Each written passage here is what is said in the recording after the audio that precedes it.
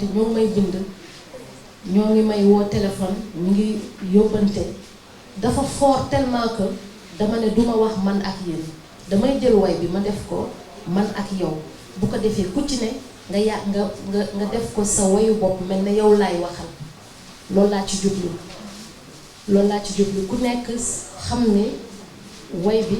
bu la neexee mën nga ko jël nga moom ko mel ne yow yaa ko moom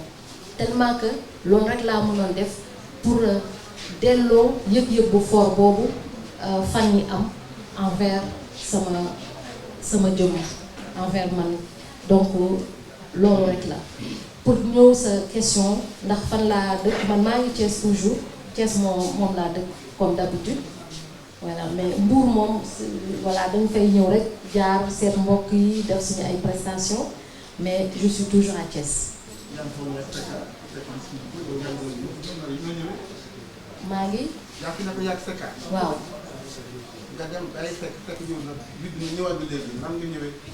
waaw ni ma ñëwee mooy gannaaw ba ma nuyoo ak single bi li ciy topp mooy am na projet yeneen muy ñëw continuer suñu ay concert def concert yi présenter voilà bëgg ànd ak fans yi ànd ak ñoom ñi def suñu ay soirée ay concert voilà continuer def noonu waaw mais comme ni ma ko waxee comme Covid dafa xaw compliqué en ce moment xam na bu ñu xoolee réew mi Sénégal tey jii variant bi nu mu xawee yokku franchement man dama ne damay def en même temps damay génne d'abord single bi li ci des nag dañuy xaarandi tuuti rek le temps que lii wàcc parce que tey situation bi je pense que permettre ñuy am ay rassemblement yu bari bu yàlla defee nag mu wàcc dinañu derrière def suñu ay concert def suñu ay soirée pour bégal ñëpp waaw loolu moo si topp. Ok, merci. S'il vous plaît, chers confrères, pour les questions, puisque nous n'avons pas assez de temps, s'il vous plaît, limitez les questions par 2 questions, s'il vous plaît, si possible. D'accord. Accident de la route ou... Oui, accident de la route. Allez-y, moi. Voilà. Changement style musical, moi je dirais pas forcément, parce que morceau bi bu ngeen ko xoolee xam ne ku déglu le début du morceau, musique bi ni mu commencé. dina la war a fàttali un peu ay ñoom composé donc le style est toujours là le style Massane est toujours là sama style la ba ma demee ba ci fin ba ma gën ko yëngal parce que pour yëngal gars yi parce que dama ñëw pour namantiku je fais exprès def morceau bi vers la fin mu nekk lu danse parce que je veux faire danser les gens ñi nga xamante ni dañ ma bëggoon début bi bu ma nee leen maa ngi nii salaamaaleykum ñëw naa bu mu nee maaleykum salaam ba pare ma ne la ay ca leen nañ ko tegaat ci temps bi ci affaire yi noonu la morceau bi loolu la rek waaw mais je ne pense pas que changement am na mbalax boo xam ne style Massane la mais yeneen ak yeneen ñu ngi ñëw incha allah et pour répondre pour affaire accident yi accident nag moom damay li ma xalaat rek mooy ci loolu mooy nañu góorgóorlu dañuy ñaax suñu chauffeur yi nekk ci tali bi ñu góorgóorlu ñu jàppale seen bopp jàppale clients yi daw ndànk dal ndànk comme ni ko Serigne Fallou Mbacké waxoon si daw ndànk dal ndànk respecter code de la route te xam ne dara jaru fi parax dawal ak conscience am conscience ci ay nit nga yëpp ànd ak yar ak teggin je pense bu ñu ko defee rek accident yi dina wàññeeku. D'accord. En répondant, regardez les caméras. Ah ouais, désolé. loolu dafa nekk loo xamante ne dafa yàgg Thiès dafa am je dis avec beaucoup de modestie mais dafa am benn particularité ci art bi nu muy demee foofu. artistes thiessois yi dañu yàgg a nekk benn ci lépp lu ñuy defar bu dara xewee ñëppay ñëw teew ñëppay ñëw bokk ku ne sentir ne tu es impliqué loolu dafa yàgg man damaa juddu fekk fa loolu man je peux même pas vous expliquer lu waral loolu. Deuxièmement xëy na loolu waral na bi ñu yëgee ne maa ngi ñëw def sama comeback ñoom ñu sentir le besoin ñëw soutenir ma dooleel ma pour que Africa yëpp Sénégal monde entier yëpp yëg ni je suis là ñëw naa seen nag yëg-yëg la envers man tamit seen solidarité comme ni mu ko waxee pour rek dooleel la culture à Thiès pour wane ne que ay artistes mun nañu wane beneen visage war nañu mun a de temps en temps ñu am ay solidarité entre eux di jàppalante di doolalante en tout cas waa Thiès ñu ngi koy def te maa ngi ciy sant yàlla te maa ngi leen ciy gërëm ñoom ñi nga xamante ne ñoo am yëg-yëg ñëw ci jug pour jàppale ma ñëw taxaw ma dooleel ma ci sama vidéo bi muy Saneex ma di ko gërëm di ko sant Serigne Ngagne ma di ko gërëm di ko sant Bella Ndey Sine Ndey Njaay Baye Cheikh ak sama ñoom Latir mooy ñu yor percu yi vraiment ñëpp sans oublier ñi nga xamante ne mooy ñoom tous tasar parce que dañoo xale yoo xam ñoo ne ci temps di def buzz ñoom aussi ñëw jàpp ci affaire yi danseuses yi ñëpp daal ñëpp ñi participer ñëpp vraiment dañu participer avec le cœur ma leen ci gërëm di leen ci sant pour beneen question bi di Kumba Gawlo waaw Kumba li ko dal vraiment képp kuy artiste boo xamee li ci way boo xamee li ci bëgg sa métier surtout que moom ni ñu ko gisee ni ñu ko xamee c'est une battante elle s'est battue ba yegg fi mu yegg gëm na boppam gëm na liggéeyam te bëgg na li muy def boolewu ko caaxaan donc lii bu ko dalee dangay yow en tant qu'artiste da nga naan man lii bu ma daloon imaginer sentiment boobu nga yëg loolu rek nga yëg envers elle ci kaw loolu ma am une grande solidarité ci lu ko dal di ko ñaanal yàlla delloo ko baatam parce que Kumba dafa war a way ndax ñi muy bëggal dafa bëri ba tey bu wayulee dina am ñoo xam dinañ wéet ndax seen déggatuñu seen chanteuse moom aussi le fait que loolu di passion muy métier muy liggéeyam mu mun a dellu ci liggéeyam parce que ci sa liggéey ci sa passion rek ngay mun a épanouir je suis sûre que fi mu nekk tey épanouissement bi mu waroon amu ko parce que c'est ça sa passion loolu la bëgg di def donc damay ñaan yàlla delloo ko baatam muy bëggal ay fansam di bëggal waa Sénégal di bëggal waa àdduna parce que c'est une battante et elle mérite yàlla delloo ko baatam ba mu heureuse ci liggéeyam parce que vraiment am na ñu koy xaar ci li muy def ni muy bëggal bari na maa ngi koy ñaanal yàlla saafara baat bi te incha allah yàlla dina ko def ndax mu ngi def lu nekk pour mu nekk elle y met vraiment le temps patience bi te mi ngi koy sabablu te yàlla na ko ci yàlla jàppale ba mu dellu ci liggéeyam.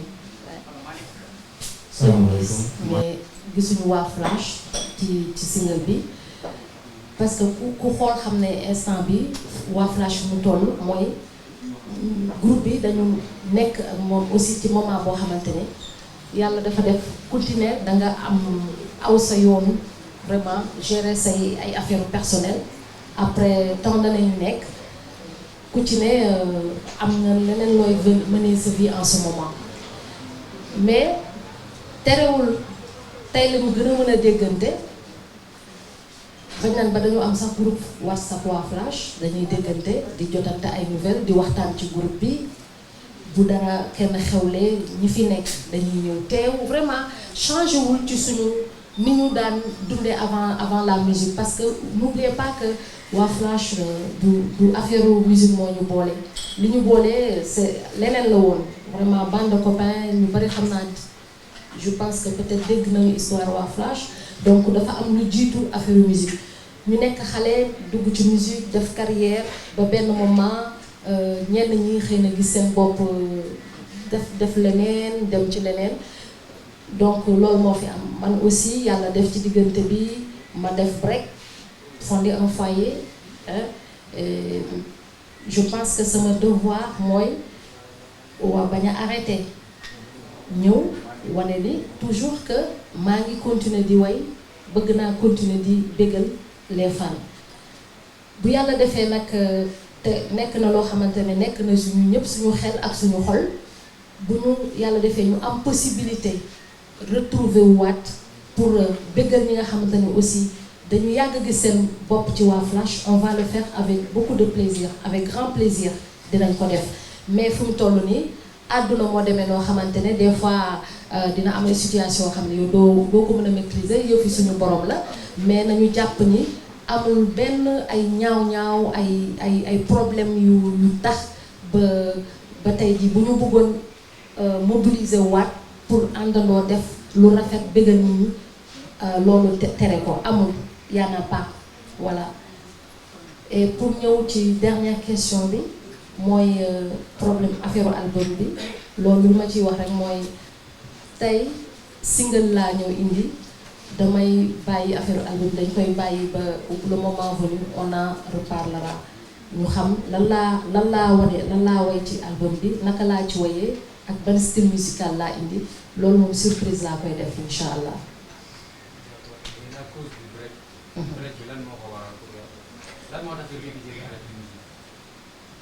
man bon mënuma wax ni arrêté naa xëy na dama gëj a génne yooyu voilà mais benn moment man dama sentiroon ni rek dama war a fonder foyer yàlla dafa def ma waroon a am envie fonder un foyer def doom ci kàttanu yàlla te loolu ku xam loolu xam ne loolu rek chantier la je voulais me consacrer à ma petite famille gérer sama foyer vraiment dund loolu laa sentiroon ma def ko naturellement amul leen lu ma ci kii bi ma ko defee nag ba yàlla def na tey mun naa reprendre sama métier ci laa ñëwaat nii. Diarra Mboup informé ñu gis ni tamit macha allah li nga meloon noonu nga melaat ba tey fii de Thiès je te connais très bien macha allah. noonu nga melaat simplicité. ñun moom xam nga. les caméras. ay waay. xam naa genn wàll bi ma wax yëpp yéen laa xool macha allah dañoo jonga ma de xale yu jigéen ñi ñun moom yàlla dafa def même avant dañuy def musique mais dañuy doon jéem a def leneen à côté waaw parce que ñëpp xam nañ ni musique Sénégal mooy loolu waaw ñëpp xam nañ ko waaw on s'est di jéem góorgóorlu organisé wu ba nga xamante ne on s'est toujours dit que nit daal da ngay jéem doo xool on sait jamais là dama ko doon toujours teg jiital ba ci au courant de ma carrière depuis tout le temps bu may def musique aussi maa ngi def sama yeneen affaire à côté te loolu laa continuer sama nekk aussi la même chose maa ngi nekk di def leneen loo xamante ni ça me permet may gagner sama vie et te loolu yàqul li ma war ci sama kër dama koy def waaw. ak tamit jàppale bi ma jàpp sama borom kër jàppale amal ma yërmande ba nga xamante ne dinaa mën continuer di def sama liggéey leneen ak leneen lu ma mën a def ñu xam ne nii laa mën a gérer ci foyer bi mu comprendre ko ñun ñëpp ñu jàppalante ba léegi nii noonu la fa tëddee du leneen. asalaamaaleykum Massane ñu ngi leen di nuyu. jërëjëf. waaw dafa ñu ngi leen di nuyu bu baax a baax gis nañu liggéey bi rafet na trop. kii bi tamit maanaam wala nga si beneen dimension boo xamante ne tey ci image yu rafet gis nañu ko si. te yeneen xale yoo xamante ne ay tous tasar yeneen xale yoo xam ne actuellement dañuy def buzz si réew mi nga engagé leen liggéey ñu wax naa loolu xam naa ne idée tafaala mooy def yooyu. waaye ñu ñëw ci mbirum musique bi nga xamante ne musique Sénégal actuellement ñu gis que ni musique bi maanaam saturé na Massane dafa stand by dem toog quelque temps ñëwaat lan moo ko indiwaat ci musique Sénégal lan la bari na ay label yoo xamante ne actuellement ñu ngi fi. di xaar peut-être xëy na Massane Subatel jéeri ak waa Presse Art est-ce que Massane par na pour signer label yooyu yëpp pour liggéey ak ñoom ci li nga xamante ne mooy si album bi loolu laa amoon ma dem. musique bi saturé na bon waaw y a plus d'artistes y a davantage d'artistes te pour man évolution la àdduna day dox am réew nag mënul yem ci ñaar ñetti waykat rek ñeenti waykat donc bu fekkee ni tey. yàlla def na ba jamono mu am davantage d'artistes moo lay wan ni musique bi mu ngi évoluer ci d'une certaine manière te loolu dañ koy sant yàlla moo lay wan ni xale yi gën nañu am passion ci musique ñu ngi jéem a nekk ay artistes di way c'est une très bonne chose et pour man évolution la beneen affaire bi mooy ndax je suis prête à signer ak label yi fi nekk pourquoi pas bu ñu ma tegalee ay propositions yoo xamante ne mën nañ ci liggéey je vais y aller, il n'y a pas de souci. Ouais. Voilà. maaleykum salaam. Sadio nuyu nañ la. delloo nañu la ziar. félicité leen déjà ci organisation bi ak vidéo mu nice bi nga xamante ne si tàggat ko léegi nii. merci beaucoup Femme de Sen TV. solo li nga wax yëpp. merci beaucoup kontaan naa ci appréciation bi nga am ci vidéo bi. Deuxièmement ci sa question muy ndax xalaat naa di ñëw di def plus de concerts parce que gars yi namm concert waa Flash yeeg Massané bëgg gis Massané voilà. loolu incha allah yàggatul c'est vrai que feebar bi tax na ñu bëgg a gën a prudent mais li nga wax noonu lu ñu programmé la incha allah incha allah ñu ngi programmé def la grande soirée comeback muy au mois de novembre nag waaw au mois de novembre incha allah la ñu bëgg a def la grande soirée comeback pour présenter les titres de l'album. Aussi pour vraiment fësal suñu teewaay ci retour sur la scène musicale et aussi pour comme ni nga ko waxee rek wan fan si que nous on est toujours là loolu nag on a décidé d'attendre jusqu'à novembre am temps wu vraiment préparer le terrain bien préparer le terrain mais aussi parce que spectacle la ñu bëgg a wane. Vraiment spectacle inédit waaw incha allah bu ñu fi yàlla bàyyee on ngeen di préparer spectacle inédit bu amul fenn pour soirée dîner spectacle boobu pour wan leen ni rek ñu ngi ciy bàyyi xel incha allah dinañ ci ñëwaat continuer ak gars yi nga xam ne dañu nam musique boobu. léegi ak est-ce que album bi li may préparer ndax dinañ ci sentir toujours musique ba woon ou pas. toujours ba leen rek surprise lay doon xam naa ni daal dinaa fexe ba je sais que dans cet album là pour wax ci tuuti j'ai voulu rester moi-même être sincère avec ñi yàgg aventure ci suñu musique bi ñuy def je voulais rester vrai li na ci man rek la présenter parce que dama absenté tu vois bi ma ñëwaatee dama sotti li na ci man li ma dund ci diggante bi li may yëg-yëg ci àdduna bi tey ni muy demee donc vraiment ça va être un album plein de sincérité entre man ak ñi ma doon déglu et certainement dans ce cas-là sûrement di ngeen retrouver peut-être li ngeen daan yàgg di bëgg di dégg tout le temps merci.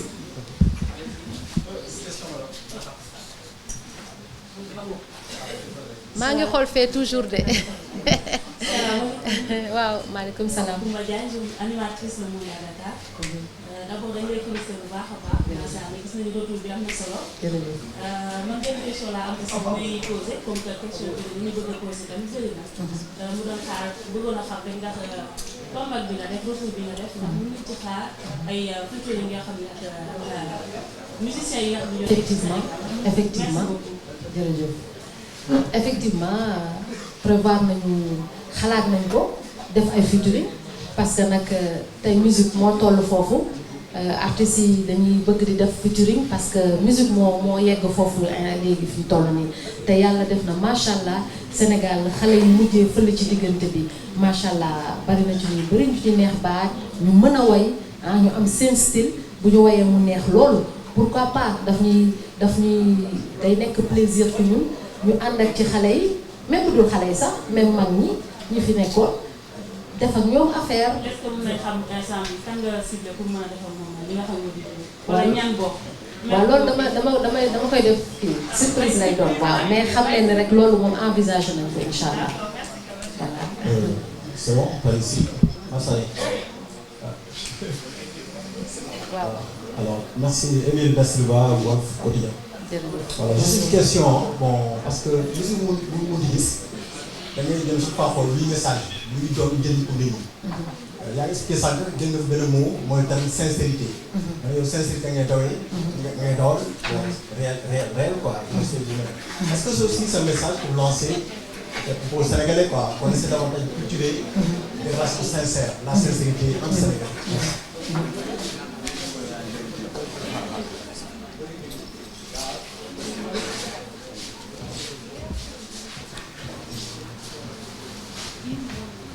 excusez-moi, hein, elle va répondre à cette question après comme ñaan yi ñu demandé ñu jël ko après comme da ngeen di jëlaat ay ITV